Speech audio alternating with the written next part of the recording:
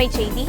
வங்கக்கடலில் நிலை கொண்டுள்ள காற்றழுத்த தாழ்வு மண்டலமானது இரவு 8:30 மணியளவில் புயலாக உருவாக வாய்ப்பிருப்பதாக வானிலை ஆய்வு மையம் தெரிவித்திருக்கிறது. தற்போது வங்கக்கடலில் நிலை கொண்டிருக்கும் ஆழ்ந்த காற்றழுத்த தாழ்வு மண்டலமானது இரவு 8:30 மணியளவில் புயலாக உருவாக வாய்ப்பிருப்பதாக வானிலை ஆய்வு மையம் தெரிவித்திருக்கிறது. இதை பற்றின மேலும் விவரங்களை இந்த செய்தியாளர் மாணிக்கம் வழங்க கேட்கலாம். மாணிக்கம், வணக்கம். விவரங்கள் என்ன பகிரலாம்? வங்கக்கடல்ல நிலை கொண்டிருக்கக்கூடிய ஆழ்ந்த காற்றழுத்த தாழ்வு மண்டலம் தற்பொழுது புயலாக வலுப்பெறக்கூடிய வாய்ப்பு இருக்கக்கூடிய விவரங்களை வானிலை ஆய்வு வெளியிட்டிருக்கிறாங்க. அதுல தற்போது இந்த ஆழ்ந்த காற்றழுத்த தாழ்வு மண்டலம் தமிழ்நாட்டுடைய சென்னைக்கு தெற்கு தென்கிழக்கு திசையில 550 கிலோமீட்டர் தொலைவில் நிலை கொண்டிருப்பதாகவும், அதே நேரத்தில் நாகப்பட்டினத்திற்கு இது 370 கிலோமீட்டர் தென்கிழக்கு திசையில நிலை கொண்டிருப்பதாகவும் வானிலை ஆய்வு மையம் அந்த அறிவிப்பை வெளியிட்டிருக்கிறாங்க. மேலும் இது தொடர்ந்து வடக்கு வடமேற்கு திசையில் நகர்ந்து புயலாக இன்று மாலை உருவாகும் என்ற அறிவிப்பை வானிலை ஆய்வு மையம் கொடுத்திருக்கிறாங்க.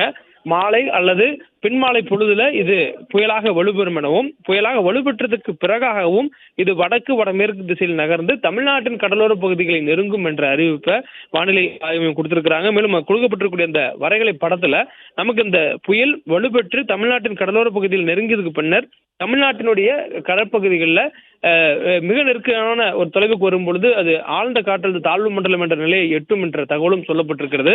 அதாவது வரக்கூடிய 30ஆம் தேதி காலை நேரங்களில் ஆழ்ந்த காற்றழுத்த தாழ்வு மண்டலமாக புயல் வலு குறைந்து தமிழ்நாட்டில் சென்னைக்கு தெற்குல மாமல்லபுரம் அல்லது கல்பாக்கம் அருகே அதனுடைய மையப்பகுதி வருவதற்கான வாய்ப்பு இருப்பதாக தகவல் சொல்லப்பட்டிருக்கிறது. தொடர்ந்து தற்பொழுது இன்று மாலைக்கு பிறகாக இது புயலாக வலுப்பெற்று 29ஆம் தேதி வரையிலும் புயல் என்ற நிலையிலேயே இருப்பதற்கான வாய்ப்பு இருப்பதாகவும் தற்போதைய அறிவிப்புல சொல்லப்பட்டிருக்கிறது. இது புயல் கரையை கடக்குமா என்ற ஒரு எதிர்பார்ப்பு இருந்த நிலையில எங்கு கரையை கடக்கும், எந்த பகுதியில் அதோடைய மையப்பகுதி இருக்கும் என்ற விவரங்கள்லாம் வானிலை ஆய்வு மையம் தொடர்ந்து கண்காணித்து வருவதாக தெரிவித்திருந்தாங்க.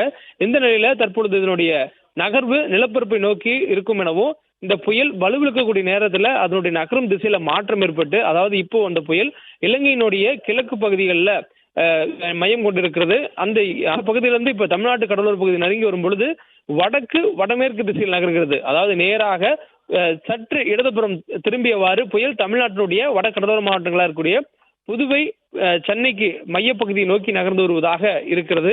இது சென்னைக்கு அருகே வரும் பொழுது, அதாவது சென்னையிலிருந்து தோராயமாக ஒரு 250 கிலோமீட்டருக்கு தொலைவில் இருக்கும்போது அதனுடைய நகர்வுல மாற்றம் ஏற்படும் எனவும், அதோட திசை குறிப்பா இப்ப வடக்கு வடமேற்கு திசையில் இருக்கிறதுனால அது நகர்ந்து சென்னை கிட்ட வரும் எனவும், சென்னை கிட்ட அந்த 250 கிலோமீட்டர் தொலைவில் இருக்கும் பொழுது அது மேற்கு வடமேற்கு திசையில் நகர்ந்து நிலப்பரப்பு நோக்கி நகரும் எனவும் சொல்லப்பட்டிருக்கு. இதன் காரணமாக சென்னைக்கு தெற்குல செங்கல்பட்டு மாவட்டத்தில் இது கரையை கடப்பதற்கான வாய்ப்புகள் இருப்பதாகவும், குறிப்பா கல்பாக்கம் அது மாமல்லபுரம் இடையே இது கரையை கடப்பதற்கான வாய்ப்புகள் இருப்பதாகவும் வானிலை ஆய்வும் கணித்திருக்கிறாங்க. தொடர்ந்து இதனுடைய நகரும் வேகத்தை பொறுத்தவரையிலும் தற்பொழுது இந்த ஆழ்ந்த காற்றழுத்த தாழ்வு மண்டலம் மணிக்கு 13 கிலோமீட்டர் வேகத்துல நகர்ந்து வருது.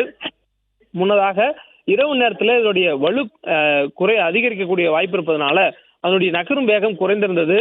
நேற்று தினம் அதனுடைய நகரும் வேகம் மணிக்கு 12 கிலோமீட்டர் வேகத்தில் இருந்தது. பிறகு இரவு நேரங்களில் மணிக்கு 8 கிலோமீட்டர் வேகத்தில் நகர்வதாக நகரக்கூடிய வேகம் குறைந்திருந்தது. தற்பொழுது காலையிலிருந்து படிப்படியாக அதனுடைய நகரும் வேகம் அதிகரித்து வருது. மணிக்கு 8 கிலோமீட்டர் வேகத்திலிருந்து 10 கிலோமீட்டர் வேகத்துக்கு நகர்ந்தது. பின்னர் தற்பொழுது 13 கிலோமீட்டர் வேகத்தில் இதனுடைய நகரும் வேகம் இருப்பதாக வானிலை ஆய்வு சொல்லியிருக்கிறாங்க. தொடர்ந்து அதனுடைய நகரும் வேகம் கூடி வரக்கூடிய நிலையில இது இன்னும் ஒரு 12 மணி நேரத்துக்குள்ளாக, அதாவது பின்மாலை நேரத்துக்குள்ளாக இது புயலாக வலுப்பெறும் என்ற ஒரு அறிவிப்பையும் வானிலை ஆய்வு கொடுத்திருக்கிறாங்க. தொடர்ந்து தற்போதைய நிலவரப்படி அதனுடைய தொலைவு என்பது புதுவைக்கு 470 கிலோமீட்டர் தொலைவில் இருப்பதாகவும், சென்னைக்கு 550 கிலோமீட்டர் தொலைவில் இருப்பதாகவும் சொல்லப்பட்டிருக்கிறது. இந்த இரண்டுக்கும் இடையிலான பகுதியில தான் இந்த புயல் வலுவிழந்ததுக்கு பிறகாக ஆழ்ந்த காற்றழுத்த தாழ்வு மண்டலமாகவோ அல்லது அதனினும் வலுவிழந்து நமக்கு கரையை கடப்பதற்கான வாய்ப்பு இருப்பதாக சொல்லப்பட்டிருக்கிறது. பெரும்பாலும் இது வலுவிழக்கக்கூடிய வாய்ப்பு எப்பொழுது ஏற்படுதோ அதிலிருந்து அது மிக வேகமாக வலுவிழப்பதற்கான நிகழ்வுகள் இருக்கும் என்றும் சொல்லப்பட்டிருக்கிறது. இது வலுவு இழந்தாலும் மழைக்கான வாய்ப்புகள் தொடர்ந்து நீடிக்கும் எனவும் சொல்லப்பட்டிருக்கிறது. இது வலு குறைந்ததுக்கு பிறகாக இதனால் ஏற்படக்கூடிய மழை மேகங்கள் தமிழ்நாட்டின் நிலப்பரப்புக்குள்ளாக வரும் எனவும், இதனால் பரவலாக மழைக்கான வாய்ப்பு ஏற்பட்டு வடகிழக்கு பருவமழை தீவிரம் அடையும் எனவும் வானிலை ஆய்வும் தெரிவிச்சிருக்கிறாங்க. இது தொடர்ந்து 30ஆம் தேதி வரைக்கும் இதனுடைய தாக்கத்தால் தமிழகத்திற்கு மழைக்கான வாய்ப்பும், அதற்கு பிறகு படிப்படியாக மழைக்கான வாய்ப்புகள் குறையும் எனவும் வானிலை ஆய்வு மையத்துடைய இந்த அறிவிப்புல சொல்லப்பட்டிருக்கிறது. தற்போதைய சூழல்ல டெல்டா மாவட்டங்கள்ல அதிக அளவுல மழைப்பொழிவு ஏற்பட்டிருக்கிறது. இந்த புயலாக வலுப்பெற்று வடக்கு நோக்கி நகரும் பொழுது டெல்டா மாவட்டத்திற்கு வடக்கில் இருக்கக்கூடிய கடலோர மாவட்டங்களுக்கு மழையினுடைய தீவிரத்தன்மை அதிகரிக்கும். தெற்கில் இருக்கக்கூடிய மாவட்டங்களுக்கு மழையினுடைய வாய்ப்பு மிதமான அளவுல பரவலாகவும் ஓரிரு இடங்கள்ல கனமழை என்ற அளவிலையும் நீடிப்பதற்கான வாய்ப்பு இருப்பதாகவும் சொல்லப்பட்டிருக்கிறது. மேலும் இது நிலப்பரப்புக்குள்ளாக வரும் பொழுது காற்றினுடைய சுழற்சி தென் மாவட்டங்களிலிருந்தும் காற்று வருவதனால அது கரையை கடந்ததுக்கு பின்னர் தென் மாவட்டங்கள்ல மழைக்கான வாய்ப்பு அதிகரிக்கும் எனவும் சொல்லப்பட்டிருக்கிறது. தொடர்ந்து இது வடகிழக்கு பருவமழை தீவிரப்படுத்தக்கூடிய ஒரு காரணியாக இது அமையும் என்பதனால இந்த ஆண்டுக்கு தேவையான இயல்பை ஒட்டின மழைப்பொழிவை இது உறுதி செய்யும் என்ற ஒரு நம்பிக்கையும் வானிலை ஆய்வு மையம் தெரிவிச்சிருக்கிறாங்க. இது ஒரு அசாதாரண சூழல், அசாதாரண ஒரு நிகழ்வு. இருந்த போதும் தமிழ்நாட்டிற்கு மிக தேவையான குடிநீர் ஆதாரத்தை கொடுக்கக்கூடிய ஒரு மழை காலமாக இது இருப்பதனால இப்பொழுது நமக்கு தற்பொழுது ஏரி நீர்நிலைகள் இருக்கக்கூடிய அந்த தண்ணீருடைய அளவு முழு அளவில் நமக்கு வரக்கூடிய வெயில் காலத்தை சமாளிக்கும் அளவுக்கு தற்போதைய நிலையில இருப்பதற்கான வாய்ப்பு குறைவாக இருப்பதனால இன்னும் 1 மாத காலங்கள் நமக்கு இன்னும் முழுவதுமாக இந்த வடகிழக்கு பருவமழை இருக்கிறது.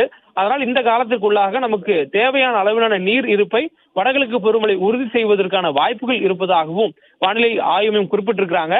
அதனுடைய ஒரு பகுதியாக மழையை தீவிரப்படுத்தக்கூடிய ஒரு காரணியாக இந்த ஃபாங்கல் புயல் உருவாகி தமிழ்நாட்டிற்கு மழைப்பொழிவை ஏற்படுத்தும் என்ற ஒரு தகவலையும் வானிலை ஆய்வு மையம் வெளியிட்டிருக்கிறாங்க.